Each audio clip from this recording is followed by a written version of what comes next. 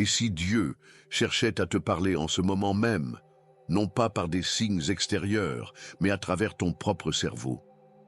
Nous avons toujours cru que la spiritualité était une question de foi, mais les neurosciences révèlent que certaines zones du cerveau sont activées lors des expériences spirituelles profondes. Serait-il possible que le divin utilise un canal précis pour nous guider, nous inspirer et nous transformer? Prépare-toi à découvrir comment ton esprit est bien plus qu'un simple organe biologique. Il est un pont entre l'invisible et ta réalité. Il existe, au plus profond de notre être, une porte secrète par laquelle Dieu nous parle. Ce n'est pas un murmure extérieur, mais une vibration subtile, inscrite dans la structure même de notre cerveau. Les neurosciences révèlent que certaines régions du cerveau, notamment celles liées au système limbique, sont activées lors des expériences spirituelles profondes. Ces instants où le temps semble suspendu, où une clarté soudaine envahit l'esprit, sont souvent liés à cette communication divine qui transcende la simple pensée rationnelle. Ce lien mystérieux entre notre conscience et le divin repose sur la neuroplasticité, cette capacité du cerveau à se remodeler selon nos expériences et nos croyances. Lorsque nous cultivons la prière, la méditation ou même une réflexion profonde, nous sculptons littéralement notre esprit pour être plus réceptifs aux messages subtils de l'univers. Barbara O'Neill, en explorant les principes de la santé mentale, met en lumière comment nos choix et nos habitudes façonnent non seulement notre bien-être, mais aussi notre connexion avec quelque chose de plus grand que nous. Alors, que se passerait-il si nous apprenions à affiner cette connexion, à écouter avec plus d'attention cette voix intérieure qui nous guide? Peut-être découvririons-nous que nos décisions, nos émotions et même notre perception du monde ne sont pas le fruit du hasard, mais bien le reflet de cette communication divine inscrite au plus profond de notre être. Imagine un fleuve qui, au fil du temps, creuse son propre lit, façonnant son cours en fonction des obstacles qu'il rencontre. Ton cerveau fonctionne de la même manière. Chaque pensée répétée, chaque émotion entretenue sculpte des connexions neuronales qui finissent par façonner ta perception du monde. La neuroplasticité, ce pouvoir fascinant du cerveau à se réorganiser, prouve que rien en toi n'est figé. Il est possible de désapprendre la peur, de réécrire les schémas du passé et de reconstruire une réalité alignée avec tes aspirations les plus profondes. Chaque choix que tu fais, chaque mot que tu prononces influence la manière dont ton cerveau interprète la vie. Lorsque tu t'ouvres à la spiritualité, que tu pratiques la gratitude ou la méditation, tu transformes non seulement ta perception du monde, mais aussi la structure même de ton esprit. Vous êtes-vous déjà senti perdu, déconnecté de qui vous êtes vraiment? J'ai créé 3 e-books transformateurs pour vous aider à vous reconnecter à votre véritable essence.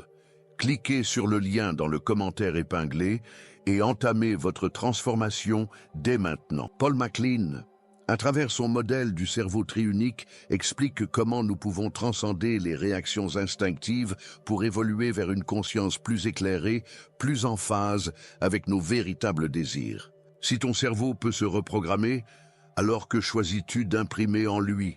Vas-tu nourrir des pensées de limitation?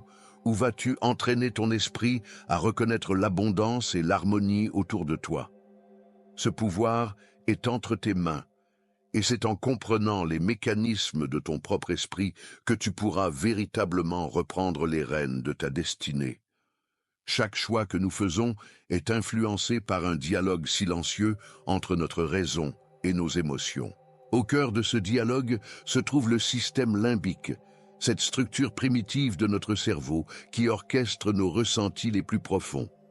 C'est lui qui enregistre nos peurs, nos désirs et nos souvenirs, façonnant nos décisions bien avant que nous n'en soyons pleinement conscients. Mais est-il notre allié ou notre piège? Cela dépend entièrement de la manière dont nous l'utilisons. Lorsque nos émotions prennent le dessus, nous avons tendance à réagir impulsivement, prisonniers des schémas que notre cerveau a consolidés au fil du temps. Pourtant, il est possible de reprogrammer ce système, d'apprendre à observer nos réactions sans y être esclave.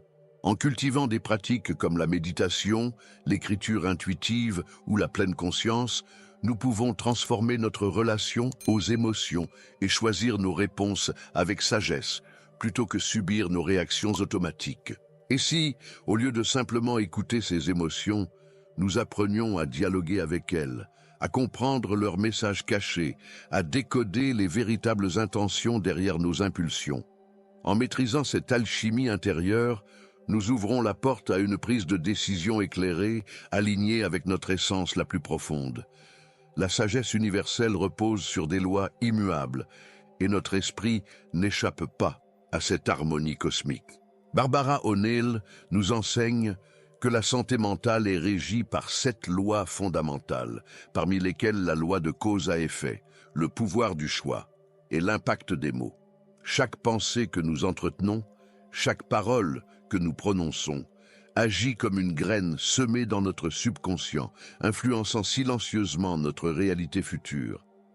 Comprendre ces lois, c'est reprendre son pouvoir.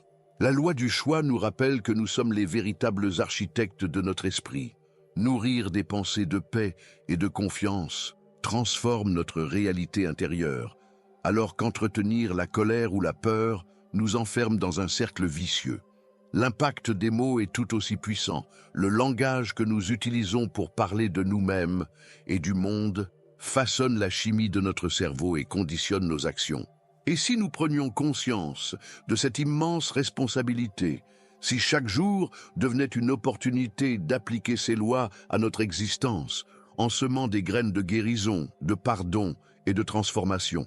Car une fois ces principes intégrés, l'esprit cesse d'être un champ de bataille pour devenir un temple de clarté et d'épanouissement. Le pardon est souvent perçu comme un acte de générosité envers autrui, mais en réalité, il est un outil puissant de libération intérieure.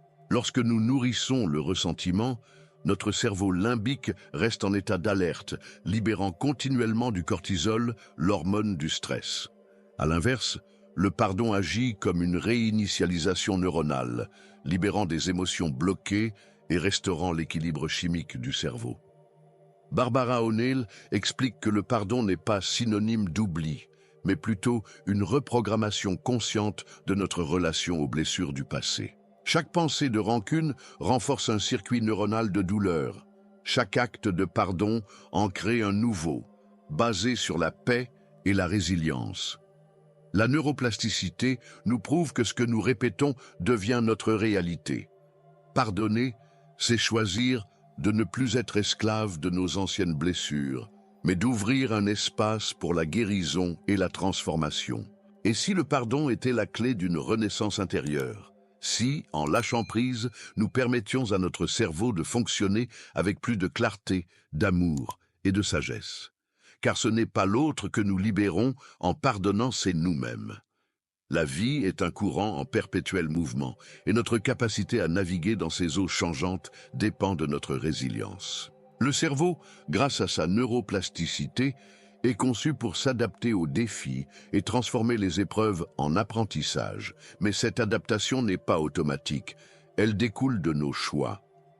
Lorsque nous comprenons que chaque situation difficile est une opportunité de renforcement intérieur, nous cessons de subir et commençons à créer.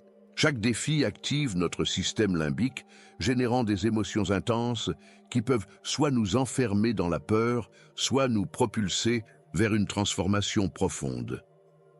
La résilience ne consiste pas à éviter la souffrance, mais à développer une force intérieure qui permet de la transcender. En cultivant l'adaptation consciente, nous ne sommes plus prisonniers des circonstances extérieures, mais devenons les architectes de notre propre équilibre. Ainsi, plus nous embrassons le changement avec lucidité et confiance, plus nous découvrons en nous une source inépuisable de renouveau. L'évolution ne vient pas de la résistance, mais de la capacité à transformer chaque défi en un tremplin vers une meilleure version de nous-mêmes. Au fond, la résilience n'est pas seulement une aptitude mentale, c'est un art de vivre. Tout ce que tu viens de découvrir n'est pas qu'un simple savoir, c'est une clé qui peut transformer ta perception, ta connexion avec l'univers, et même la manière dont tu prends tes décisions. Maintenant, pose-toi cette question. Et si tu entraînais ton esprit à capter ces messages divins? Dis-moi en commentaire, as-tu déjà ressenti cette connexion intérieure, cette intuition qui semble venir d'ailleurs? Partage ton expérience et surtout, abonne-toi pour continuer à explorer ces mystères ensemble. Et si tout ce qu'on t'avait enseigné sur la spiritualité n'était qu'une fraction d'un savoir bien plus vaste et oublié, Jésus, les anciens temples, la géométrie sacrée, derrière ces mystères se cache une vérité qui pourrait bouleverser ta perception du divin. Prêt à découvrir ce que l'histoire a tenté d'effacer? Rendez-vous dans la prochaine vidéo. Ce que tu vas apprendre risque de tout changer.